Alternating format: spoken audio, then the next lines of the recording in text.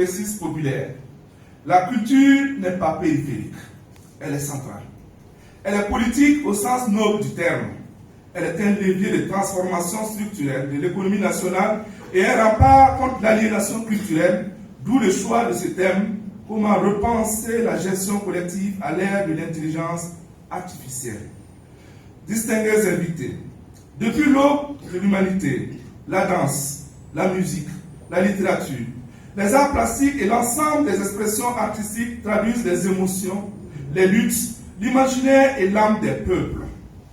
Ils sont le socle de la cohésion sociale et le vecteur de transmission intergénérationnelle.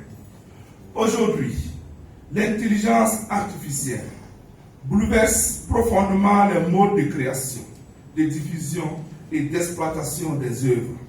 Les chiffres que vous connaissez déjà illustrent l'ampleur de cette mutation et ses impacts directs sur les auteurs et les industries culturelles créatives. Mais au-delà des chiffres, un questionnement essentiel se pose. À qui appartient l'œuvre? Qui crée? Qui décide? Qui bénéficie de la valeur créée? Ces interrogations révèlent les zones d'ombre juridiques actuelles, notamment en matière de titularité de droit, de paternité des œuvres et de rémunération équitable. Chers acteurs du droit d'auteur, nos États de l'AES ne sont pas en marge de ces défis. Bien au contraire, nous avons la responsabilité historique de penser des réponses souveraines, adaptées à nos réalités sociales, culturelles et économiques. Protéger les créateurs, ce n'est pas un luxe, c'est une exigence révolutionnaire. Les créateurs sont l'âme de nos sociétés. Ils façonnent notre mémoire collective, portent nos luttes, racontent notre dignité et transmettent nos valeurs aux générations futures.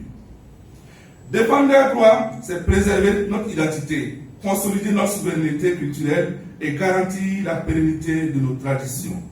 Distingués invités, face à l'essor de l'intelligence artificielle, les organismes de gestion collective ne doivent ni subir ni reculer. Ils doivent s'adapter, innover et anticiper. La gestion collective demeure une réponse structurante face aux risques liés à l'IA. Mieux, l'intelligence artificielle peut devenir un outil d'optimisation, notamment dans la détection du plagiat, le suivi de l'exploitation des œuvres et la gestion plus transparente des licences. C'est précisément le cœur de la mission des organismes de gestion collective, garantir une utilisation licite des œuvres et une rémunération juste des créateurs. Le Bureau burkinabé du droit d'auteur, BBDA, s'inscrit pleinement dans cette dynamique, mais cette adaptation exige un renforcement des capacités institutionnelles et opérationnelles à la hauteur des défis contemporains. Mesdames, Messieurs, cette 7e édition de la rentrée du droit d'auteur constitue un cadre privilégié pour bâtir des solutions concertées, réalistes et adaptées à nos États.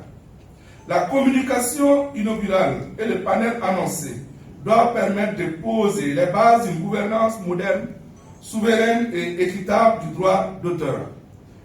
Et la nuit du droit d'auteur, point d'ordre de l'édition, sera un moment fort de reconnaissance. Nous rendrons hommage aux créateurs de la région du Nazinon, de même qu'aux utilisateurs respectueux du paiement de la redevance, car le respect du droit d'auteur est aussi un acte de patriotisme économique. Distingués invités, chers acteurs du droit d'auteur, je tiens à réaffirmer avec force l'engagement du ministère de la Communication, de la Culture, des Arts et du Tourisme à œuvrer pour une protection renforcée des droits des créateurs dans l'esprit et les objectifs de la révolution progressiste populaire voulue par notre président, son Excellence le capitaine Ibrahim Traoré. Ensemble, nous devons bâtir un environnement juridique et institutionnel juste, protecteur et souverain, où chaque créateur peut vivre dignement de son talent et contribuer pleinement au rayonnement du Burkina Faso. Sur ce, je déclare ouverte la 7e édition de la rentrée du droit d'auteur. Puisse ce cadre d'échange produire des propositions concrètes, audacieuses et opérantes. Vive la culture endogène protégée et promue, la patrie ou la mort, nous vaincrons. Je vous remercie. Signé Gilbert Tegerwende Boudra.